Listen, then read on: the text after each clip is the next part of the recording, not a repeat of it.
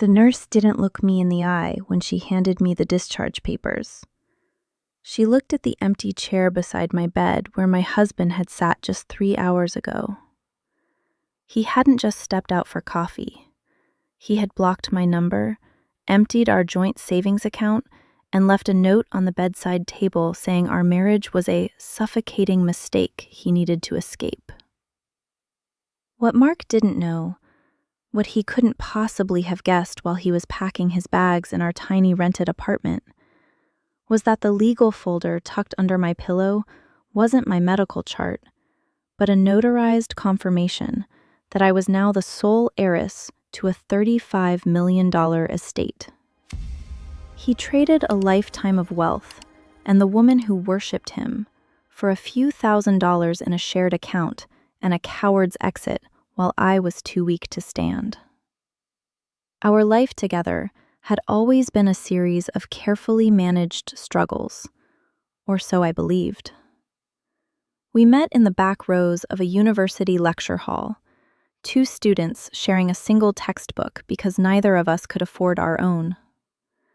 Mark was charming in a rugged, unpolished way, the kind of man who could make a dinner of instant noodles feel like a candlelit feast. We spent 7 years building a world out of hand-me-down furniture and dreams that always felt just out of reach. Our ritual was simple. Every Sunday morning, we'd walk to the park, share a thermos of bitter coffee, and point at the grand Victorian houses on the hill, picking out which one would be ours when we made it.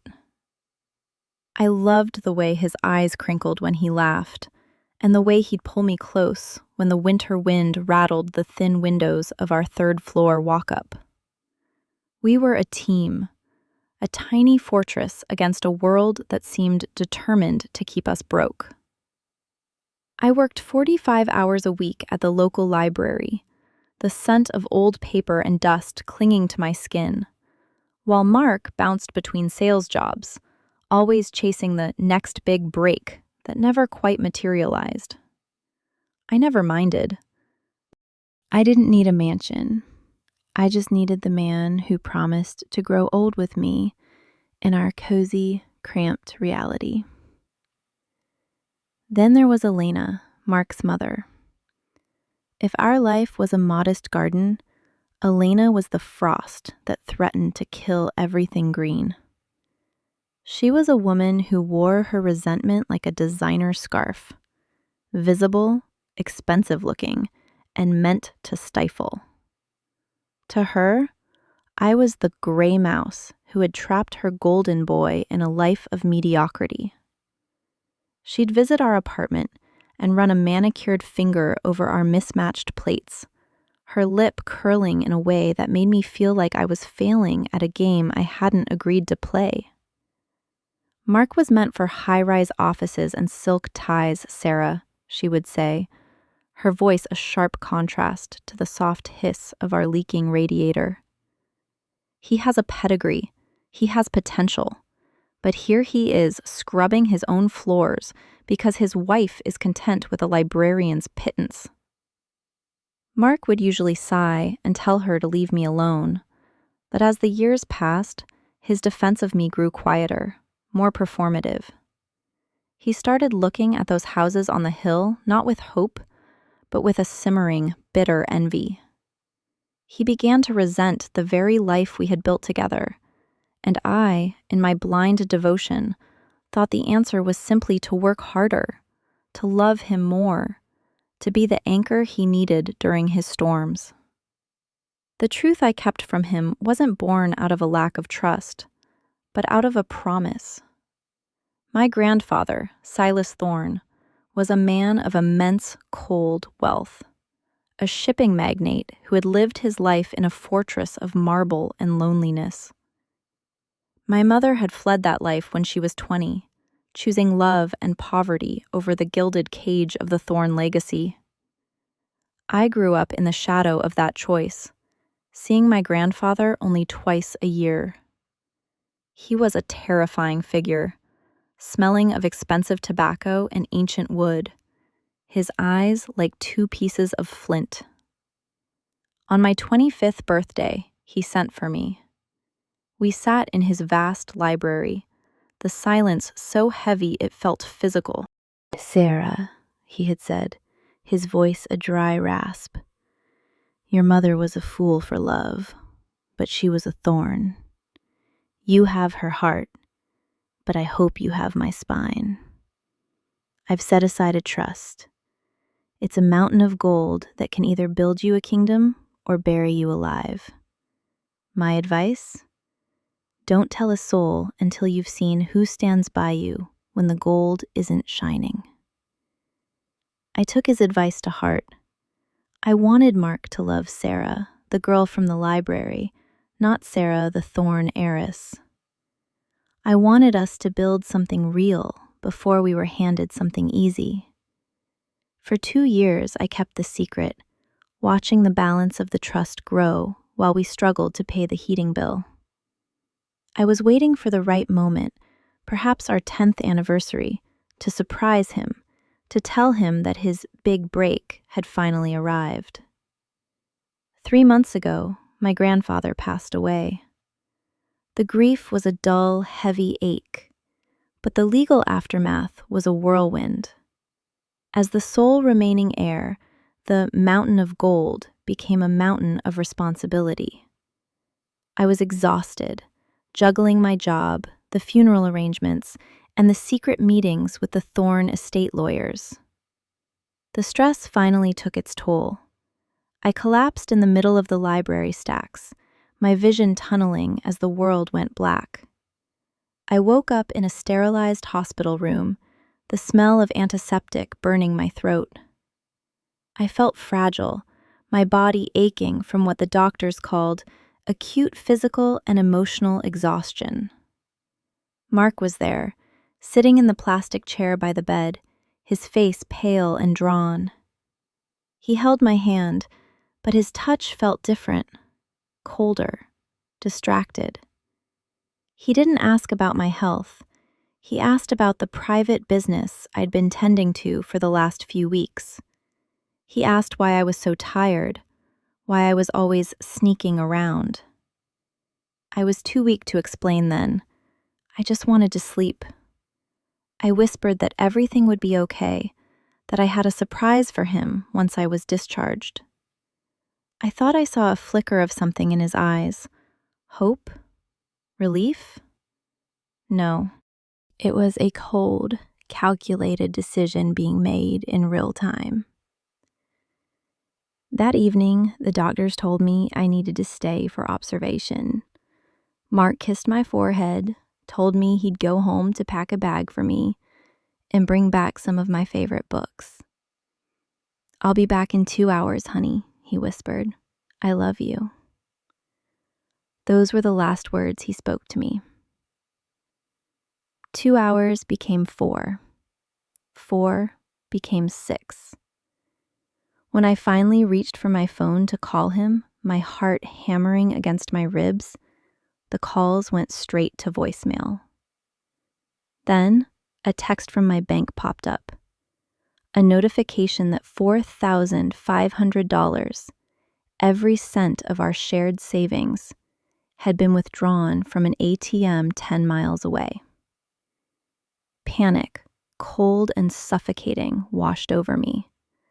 I tried to call Elena, thinking maybe something had happened to him. She picked up on the third ring, her voice dripping with a cruel, triumphant satisfaction. "He's gone, Sarah. He's finally realized that dragging your dead weight around is a one-way ticket to nowhere. Don't bother calling again. We're starting over, and there's no room for a librarian in Mark's new life." The line went dead. I sat there in the dim light of the hospital ward, the silence of the room amplified by the roar of blood in my ears. My hands shook so violently I dropped the phone. It felt as if my entire reality had been a stage play, and the lead actor had just walked off into the wings, leaving me alone in the dark. I reached under my pillow, my fingers brushing the cool, stiff cardboard of the legal folder I'd hidden there. I pulled it out, staring at the Thorne family crest embossed in gold. Inside were the deeds to 3 properties, the portfolio of diversified stocks, and the bank statements for accounts with more zeros than I had ever seen in my life. The physical pain of my exhaustion was suddenly eclipsed by a white-hot, crystalline clarity. Mark hadn't left me because I was dead weight. He had left me because he thought I was poor, because he thought I was broken, and because his mother had finally convinced him that his potential was worth more than his soul. He had walked away from the very big break he had spent his life chasing, all because he couldn't wait one more day. He wanted a fresh start. I would give him one, but it wouldn't be the one he expected. As the first tears of betrayal blurred the ink on my grandfather's will, I didn't feel like a victim. For the first time in my life, I felt the cold, sharp weight of the thorn spine my grandfather had hoped I possessed. I wasn't just Sarah from the library anymore. I was the woman who was going to make sure that Mark and Elena learned exactly what they had thrown away. I reached for the nurse's call button, my voice steady for the first time in weeks. "I need to speak with my lawyer," I told the startled woman who entered. "And I need a car. I'm leaving." Looking back, the signs weren't just flickering. They were a neon warning I chose to misread as the shadows of our shared exhaustion. 2 weeks before my collapse, Mark had started sleeping with his phone face down on the nightstand, a small but jarring shift in a marriage that had always been an open book. When I'd walk into the room, he'd jerk his thumb over the screen, his face tight with a forced smile that didn't reach his eyes. "Just work, Sarah. You know how the new manager is. Always breathing down my neck for the quarterly numbers," he'd say. But his voice had a sharp, brittle edge to it. I remember one Tuesday evening vividly. I had come home early from the library, my head throbbing with a persistent, dull ache, the first real symptom of my impending breakdown. I found Elena in our kitchen, uninvited as usual, her expensive leather handbag sitting on our chipped formica table like a conqueror's flag. She and Mark were huddled together, their voices a low, urgent murmur that died the moment the floorboard creaked under my foot. "Oh, Sarah," Elena said, her voice smooth and dangerous like silk over a blade. "We were just discussing Mark's career. He's received a very interesting offer, but it would require a level of freedom he doesn't currently have. Don't you agree, Mark?" Mark wouldn't look at me. He was staring at his coffee mug, his knuckles white. "It's just a possibility, Mom. Not now." "When then?" she snapped, her eyes darting to me with a look of pure, unadulterated disdain. "After you've spent another decade in this waiting room of a life? Your grandfather's passing, Sarah. It's a shame. We all expected a man of his stature to leave something behind for his only grandchild. But I suppose he was as cold as the rumors suggested. To leave you with nothing but a few boxes of old books and a funeral bill? It's a burden Mark shouldn't have to carry." I felt a pang of guilt then, a heavy secret pressing against my ribs. I wanted to tell them. I wanted to scream that I wasn't a burden, that the funeral bill was a drop in the ocean of what I now possessed. But I remembered my grandfather's dry, raspy warning. See who stands by you when the gold isn't shining. My grandfather owed me nothing, Elena, I said softly, leaning against the doorframe for support. We have each other. Isn't that enough? Elena let out a short, sharp bark of a laugh that made my skin crawl. Love doesn't pay for the life Mark deserves. But don't worry, dear. Things have a way of sorting themselves out. Over the next few days, Mark became a ghost. He was there, but he was hollow. He stopped asking about my day, stopped mentioning our Sunday park walks. He seemed to be waiting for something, his eyes constantly darting to the door or his phone. I told myself it was the stress of my grandfather's death, the way grief can sometimes drive a wedge between the closest of people. I was gaslighting myself to preserve the only world I knew. Then came the afternoon in the library. The world didn't just tilt, it dissolved. One moment, I was shelving a biography of the Romanovs, and the next, the floor was rushing up to meet me. The last thing I heard was the sound of books hitting the carpet, a dull, thudding rhythm that sounded like a heart stopping. When I woke up in the hospital, the first thing I saw was Mark. But he wasn't the man I had married. He looked agitated, his leg bouncing in a frantic, rhythmic tap against the hospital bed. Every time a nurse walked by, he'd stiffen. The doctors say you need rest, Sarah, he told me, his voice sounding like it was coming from a great distance. A lot of rest. They said the stress is, well, it's a lot. I'm sorry, Mark, I whispered, my voice cracked. I'll be better soon. We can finally take that trip. I have something to tell you. He didn't ask what it was. He just looked at his watch. I have to go. Mom is downstairs. She's helping me get things organized at the apartment. You know how she is. Why is she there now? I asked, a cold sprout of dread blooming in my chest. Just rest, Sarah, he said, and for a second, I saw a flash of the old Mark, a flicker of guilt, a shadow of the boy who used to share his textbooks with me. He leaned down and kissed my forehead. His lips were like ice. Goodbye, Sarah. I should have caught it then.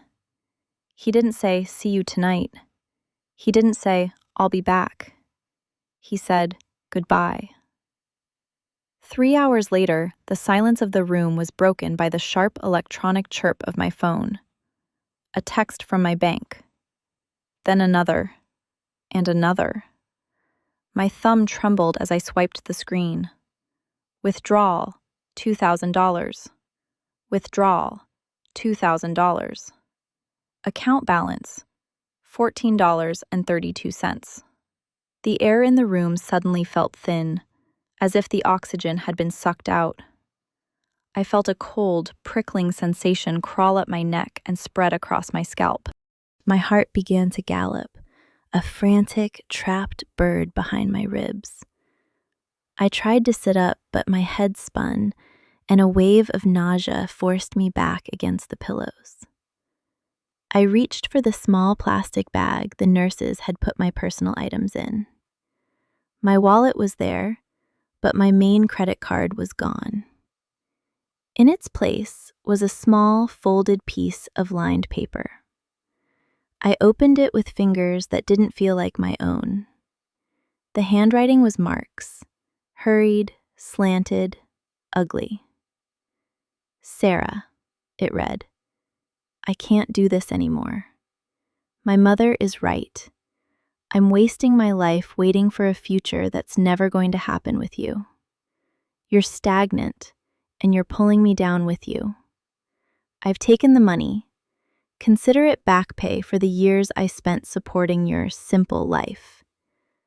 Don't try to find us. We're moving on to something better. I need a wife who matches my ambition, not a librarian who lives in the past. Goodbye. The words blurred and sharpened, searing themselves into my retinas. We're moving on. My mother is right. I felt a sudden, violent surge of heat, followed by a chill so deep it felt like my bones were turning to glass. The world slowed down. I could hear the hum of the fluorescent lights, the distant rattle of a gurney in the hallway, the rhythmic puff of the blood pressure cuff on my arm. Everything was hyper-clear, yet utterly surreal.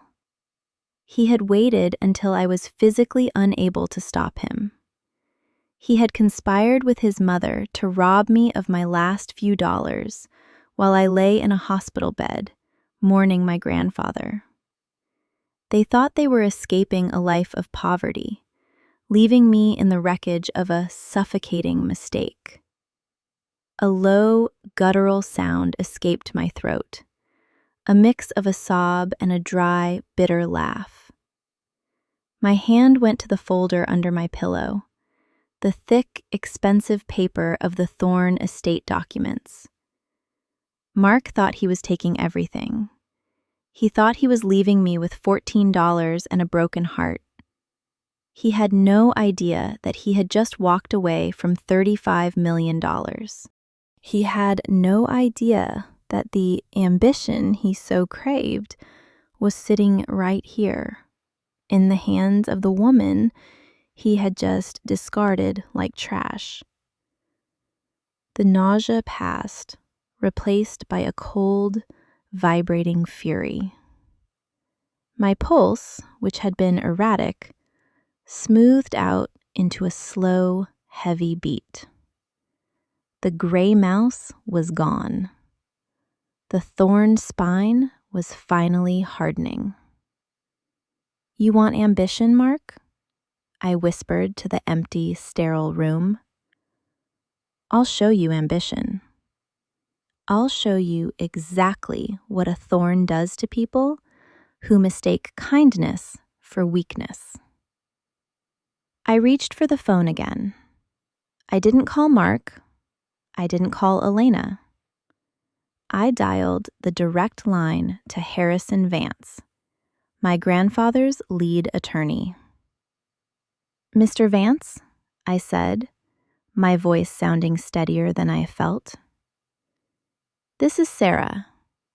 I'm ready to take control of the estate. All of it. And I need you to hire a private investigator. I need to know every move my husband makes. I want to know where he breathes, where he sleeps, and exactly whose money he's spending.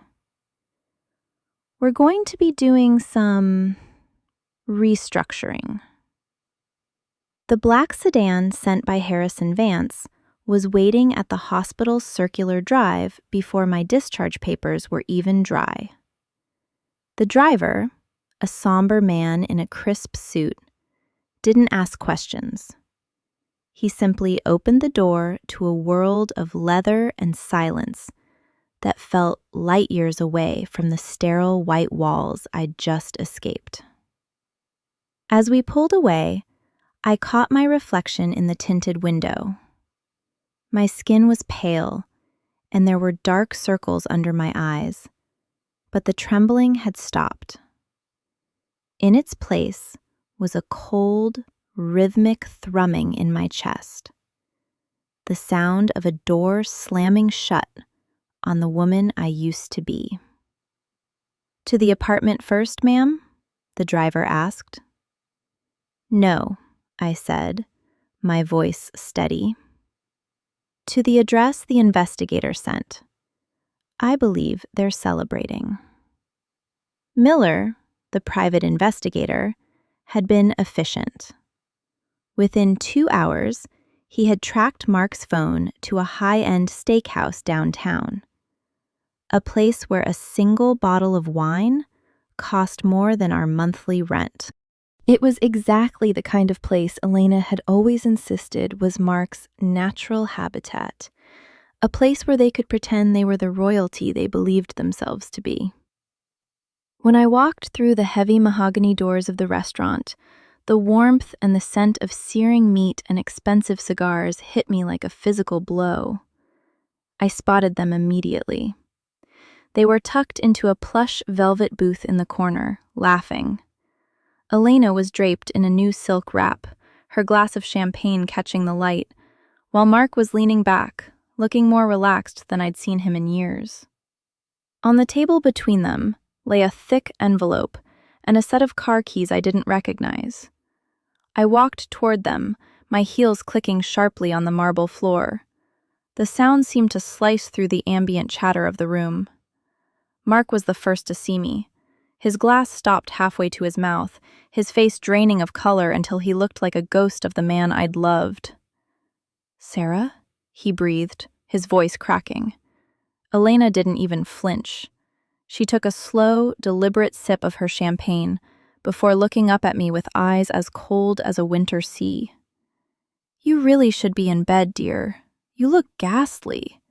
Did you take a bus here? Or did you walk in your little hospital slippers?"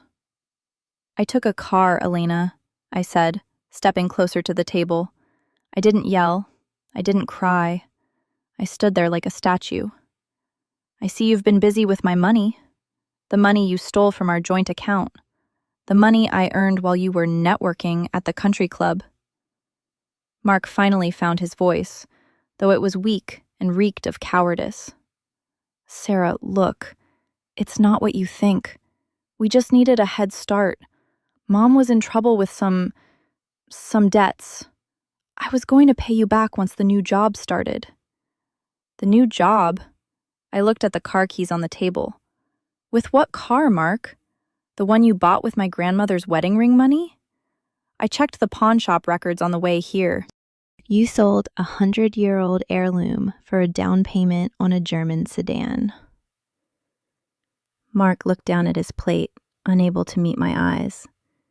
He sat there, paralyzed, his shoulders hunched as if he could disappear into the velvet upholstery. This was the man I had defended.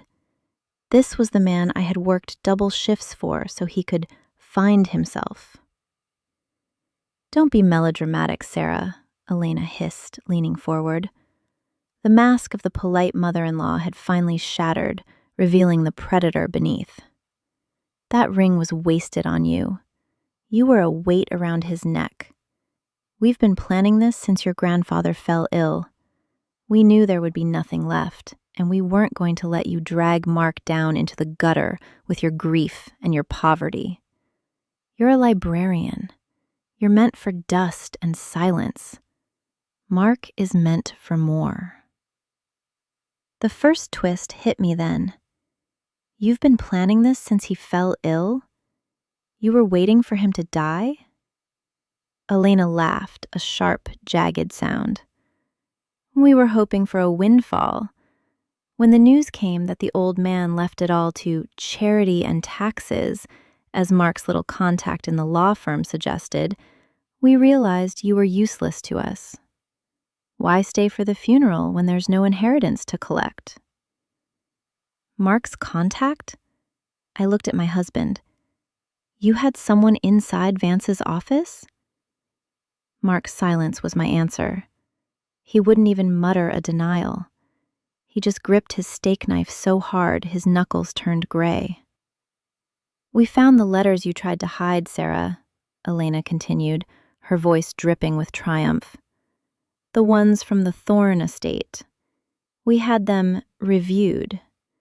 They said the accounts were being frozen for restructuring and debt settlement.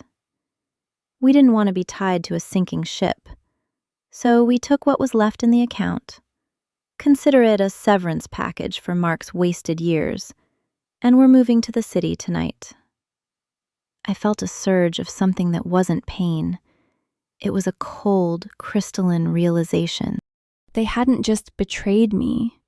They had tried to scavenge my life before I was even cold. And they had done it based on a lie. The contact they had must have been a junior clerk who saw the initial freeze on the accounts during the probate transition and assumed the worst. They had moved too fast. Their greed had blinded them to the truth.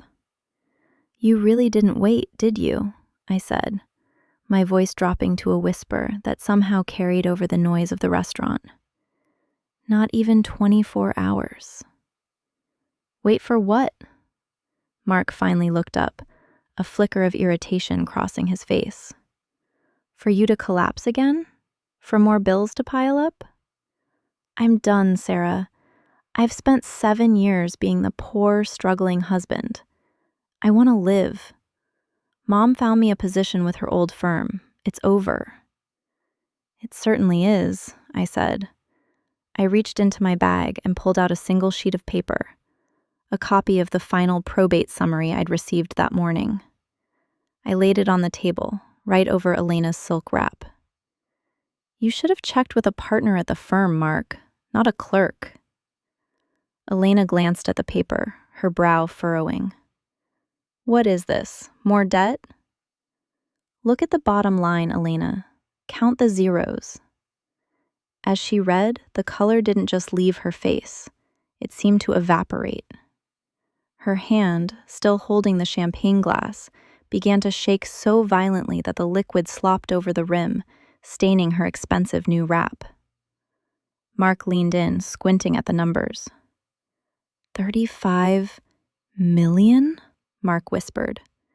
He looked at me, his eyes wide with a sudden, sickening realization. "Sarah, what is this?" "That's the Thorne estate, Mark," I said, leaning in so I was inches from his face. The smell of his expensive cologne made my stomach turn. "The mountain of gold my grandfather left me, the one you thought didn't exist because you were too busy listening to your mother's whispers and stealing from my purse to actually stand by my side when I needed you." "Sarah, baby," Mark started, reaching out for my hand. I was confused. The stress. Mom said, "Don't," I snapped, and he flinched as if I'd struck him. "Don't you dare call me baby. You left me in a hospital bed with $14 in my name. You sold my grandmother's ring. You conspired to rob me while I was unconscious." "We can fix this," Elena blurted out, her voice rising to a frantic pitch. She grabbed the paper, her eyes devouring the figures. "Mark he was under a lot of pressure. We can go back to the apartment. We can talk about this like a family. Think of the future, Sarah. With this kind of money, we can—" "There is no we, Elena," I interrupted, my voice like a guillotine. "And there is no apartment. I called the landlord on the way here. I've paid the lease break fee and told him to put everything left inside, including your clothes, Mark, into the industrial shredder at the local dump. As of 20 minutes ago, you are officially homeless." Mark stood up, his chair screeching against the floor. "You can't do that. My things, my records." "I can, and I did," I said. "And as for the car keys?" I picked them up from the table. The dealership was very understanding when I told them the deposit was made with stolen funds from a contested account. The police are waiting in the parking lot to impound the vehicle. And they're very interested in talking to you both about the unauthorized withdrawal of $4,500 and the theft of a registered heirloom. "You wouldn't," Elena gasped, her face twisted in a mask of pure terror. "You wouldn't put your own husband in jail." "He's not my husband anymore," I said, leaning over the table one last time. "He's just a man who isn't worth the $14 he left me with." I turned to walk away, but stopped. "Oh, and Mark, one more thing. That new job your mother found you? The firm is owned by a subsidiary of Thorne Shipping. I fired the board of directors 10 minutes ago. You're not just homeless, Mark. You're blacklisted. I didn't look back as I walked out. I didn't need to. The sound of Elena's frantic, high-pitched wailing and the heavy, stunned silence of the man who had traded a kingdom for a stake was the only music I needed. I stepped out into the cool night air, the thorn spine finally fully forged. The war wasn't over. There were lawyers and police reports and the long process of erasing them from my life. But for the first time in 10 years, I could breathe. The silence in the back of the sedan was no longer the heavy, suffocating weight of a woman who had lost everything.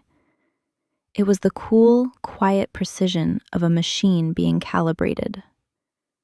I sat in the darkness, watching the city lights blur into long amber streaks, and I felt the last lingering threads of Sarah the librarian snap. That version of me, the one who made excuses for Mark's laziness, who flinched at Elena's insults, who thought love was a form of endurance, had died in that hospital bed. The woman sitting here now was made of different material. I felt an internal click, a shift in my very marrow that turned my sorrow into a cold, focused architectural project. I wasn't just going to survive. I was going to build a fortress, and I was going to make sure the ruins of my old life were buried deep beneath its foundations. The next morning, I met Harrison Vance in a glass-walled office that overlooked the harbor. He was a man who dealt in the hard mathematics of power, and for the first time, I spoke his language. I didn't cry. I didn't ask why. I gave him a list. I wanted the theft of the wedding ring prosecuted to the fullest extent of the law. I wanted every cent of the $4,500 recovered, along with legal fees that would dwarf the original amount. I wanted a restraining order against Elena, and I wanted the divorce papers served to Mark within the hour. "He's already trying to reach you," Harrison said, sliding a thick file across the desk. "He's been calling the office, claiming he was confused by the medical trauma you were experiencing. He's even had his mother call, claiming they were protecting your assets from potential hospital liens. It's a pathetic performance." "Let them perform," I said, my voice sounding like steel on stone. "I want the mediation meeting set for Friday. I want them to see exactly what they've traded away." The retribution came in a sterile conference room on the 42nd floor. Mark and Elena arrived looking like weathered versions of the people I had seen at the restaurant. The bravado was gone. Mark's suit was rumpled, and his eyes were bloodshot. He looked like a man who hadn't slept since the moment he realized I was a thorn. Elena was still trying to maintain her dignity, but her hands were trembling so much she had to keep them buried in her lap. When I walked in, Mark stood up, his face a mask of desperate, pleading hope. "Sarah, please, just 5 minutes alone. We can fix this. I was scared. I was overwhelmed with your grandfather's death in the hospital, and my mother was—" "Sit down, Mark," I said, not even looking at him. I sat across from them, flanked by 2 of the most expensive lawyers in the state. The moment of silence from Mark wasn't a choice this time. It was a physical paralysis. As Harrison began to read the evidence of their premeditated theft, the emails between Mark and Elena discussing how to liquidation the marriage before I found out the truth, Mark's mouth hung open, but no sound came out. He looked at the documents, then at me, then at the floor. He was a hollow man, a shell that had been filled with his mother's poison until there was nothing left of the boy I had once loved. Elena, ever the viper, tried one last strike. You're a monster, Sarah. To trap a man in a marriage while you hid millions from him? You lured him into a life of poverty just to test him like a lab rat. You're the one who betrayed him first. I leaned forward, the thorn ring, the one the police had recovered from the pawn shop and returned to me that morning, glinting on my finger. I didn't test him, Elena. I lived with him. I struggled with him. I loved him. The money wasn't a secret I was keeping from him. It was a future I was building for us. But the moment the lights went out, you both started picking my pockets. You didn't just fail a test, Elena. You revealed your nature. I turned to Mark, who was finally sobbing, a quiet, pathetic sound. You told me I was a suffocating mistake, Mark. You said I was dragging you down. So I'm doing you a favor. I'm cutting the rope.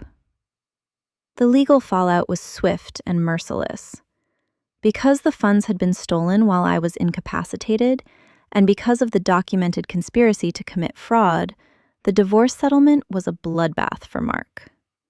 He left that room not with a severance package, but with a court order to repay every cent, a criminal record for the theft of the ring, and a reputation so thoroughly scorched he couldn't get a job bagging groceries in this city.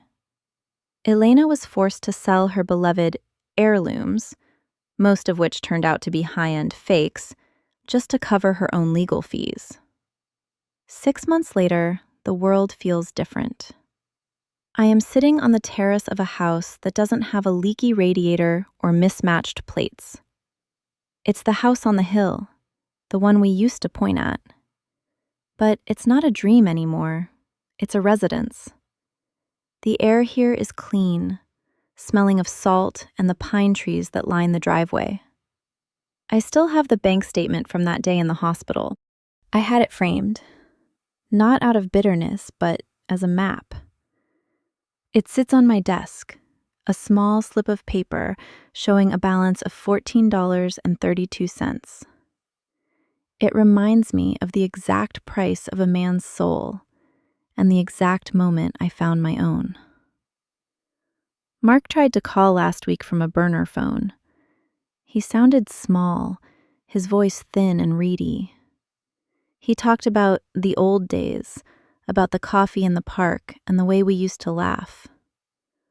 I listened for a moment, waiting to see if I felt a spark of the old ache, a flicker of the woman who would have forgiven him anything. But there was nothing, just the sound of the wind through the pines and the steady, calm beating of my own heart. I don't live in the past anymore, Mark, I said, and I realized it was the absolute truth. And you don't live in my future. I hung up and walked to the edge of the terrace. The sun was setting, casting a long golden glow over the harbor where the thorn ships moved like giants across the water. I am no longer the anchor holding someone else down. I am the ship, the wind, and the sea. My grandfather was right. The gold can bury you alive, or it can build you a kingdom. I chose the kingdom, and the view from the throne is finally beautifully clear. In the end, the greatest wealth wasn't the millions in the bank. It was the quiet, unbreakable power of knowing exactly who I am without him.